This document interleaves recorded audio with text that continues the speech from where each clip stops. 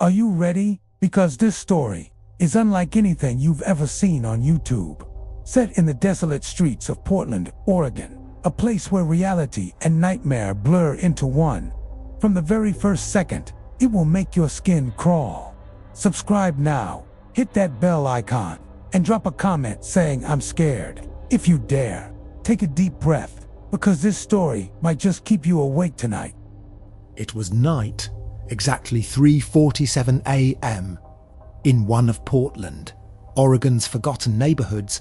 I was alone, inside an old Victorian house.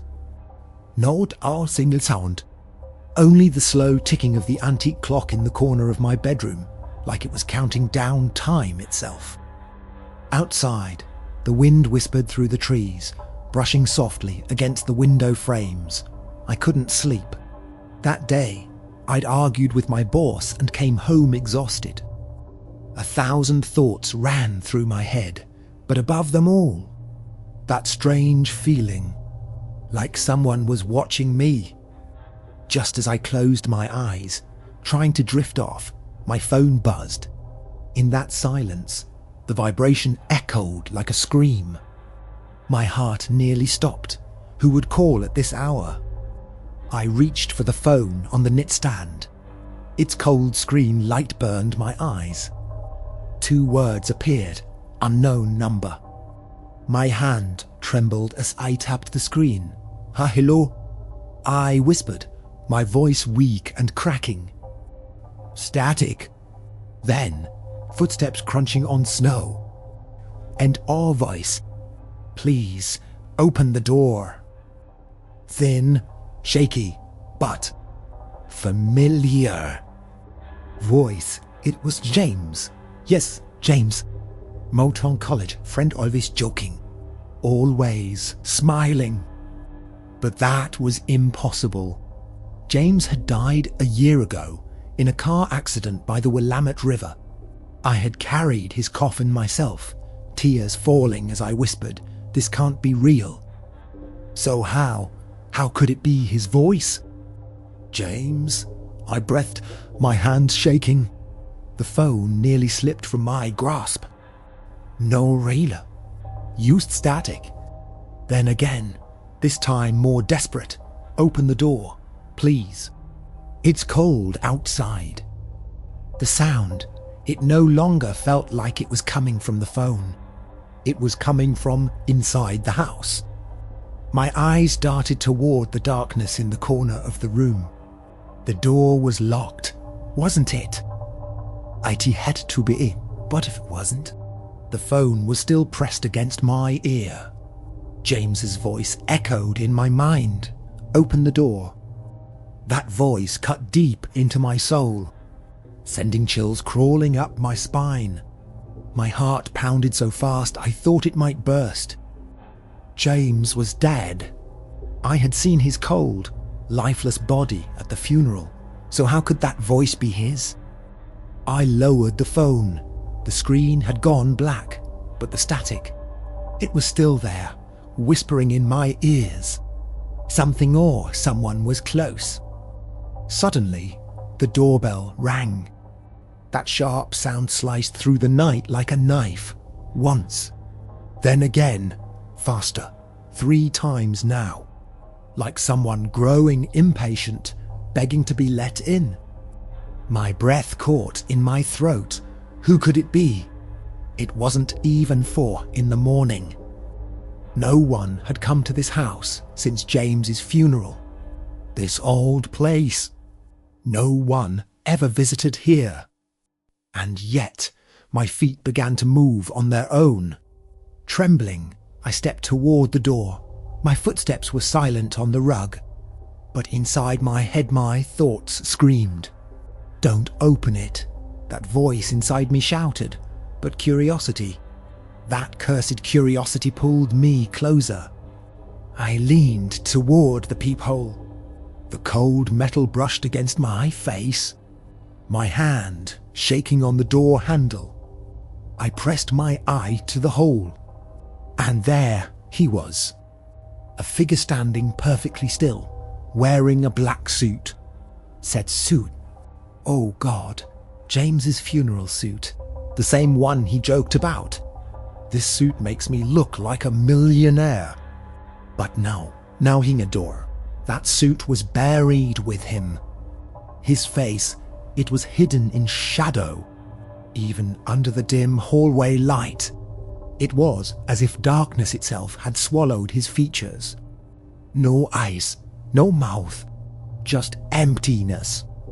But I felt it staring straight into me, cold, piercing, unblinking. Who are you? I whispered, my voice lost against the door. And then came the reply, this time right from the other side. It's me, James. Open the door, please. It's so cold out here. I stumbled back, my spine slamming into the wall. My heart hammered in my chest. Was this a joke, or ghost, or something far worse? The bell rang again. Longer, louder, relentless. And then, fists pounding against the wood, someone, something, was trying to break in. I couldn't breathe. The pounding on the door echoed through my skull. Each strike hit like a hammer against my heart. And that voice, James's voice, still echoed inside my head. Open the door. But it couldn't be James. It couldn't. I carried his coffin. I saw his body cold, lifeless. He was gone. So what? What was this? Or dream or nightmare?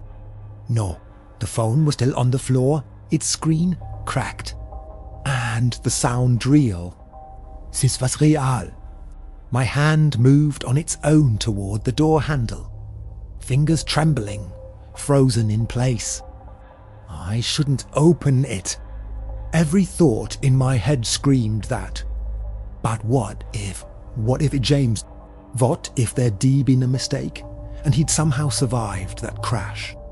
My mind spun in circles, but deep down, I knew that shadow outside, that wasn't human.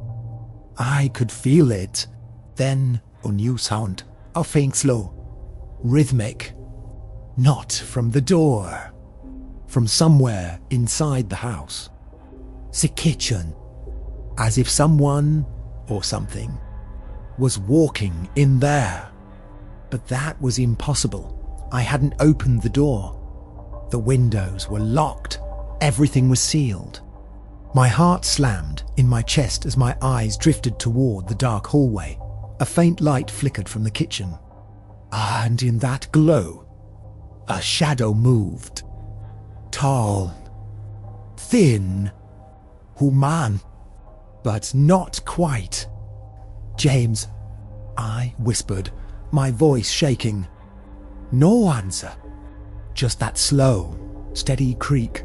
Closer now. And then, silence. The pounding at the door had stopped. But this silence was worse. 'Cause now, I knew I wasn't alone. I grabbed my phone off the floor. The cracked screen still glowed. I dialed 911, but there was no signal. Just one new notification flashing across the display. New message from unknown number. My hand trembled as I opened it. Only one sentence. You don't need to open the door. I'm already inside. The moment I read the message, my stomach twisted into knots. I'm already inside. Was this some sick joke? Or was it real? The faint creaking sound returned. This time, coming from the hallway. Slow, steady, closer. My feet were glued to the floor. I couldn't move. Shadow, tall, thin, wearing a black suit. James. But he'd changed. His face was still cloaked in darkness, yet now I could see it. More clearly. His eyes were gone. Just a hollow, black pits where they used to be. and his mouth split open into a jagged grin, teeth glinting in the dim light. "James, what do you want?" I whispered, my voice breaking apart. The thing stepped closer, its arms reaching out toward me. "Help me," it groaned, James's voice, but warped, muffled, echoing like it came from underwater. And then I remembered. Sikresh. That night on the Willamette River, James's car had plunged into the water, but the police report mentioned something. A secret detail. James wasn't alone. There was another passenger, but no body was ever found. That thing floated closer, its hands cold as ice. Where it touched my skin, the flesh turned dark, lifeless. "You killed me," it hissed. "What?" No, that couldn't be. But then memories, the Argumente, the shouting. I was driving that night. The brakes, they'd failed. But was it really an accident? Or had I done something terrible? Something I buried deep? I stumbled back, gasping for air. The door was behind me. The same door that thing had been pounding on. And then, outside, another shadow moved. Another figure. Two of them. To James? Oh, one was real, the other. There was no escape. Two shadows, both of them James, closing in on me. One from inside, one from outside. "Remember," they whispered in unison. Memories exfetnight, the Argument, the money. I had been the one driving. I had been the one who cut the brakes. The crash, the river, the silence afterward, the guilt has, and now James had come back for revenge. "I'm sorry," I screamed. The figures merged together, swirling into a single black mass, a living shadow. "Sorry isn't enough," the voice growled, echoing from everywhere at once. The room spun, the lights flickered, then darkness. When morning came, the police found my house empty, was gone. The only thing left, my shattered phone lying on the floor. On the cracked screen, one final message glowed. "Thank you for opening the door." Was this story real? There have been reports of similar cases. Right here in Portal Inland. Could it happen in your home too? Subscribe now and stay tuned for the next story, because some nightmares are closer than you think.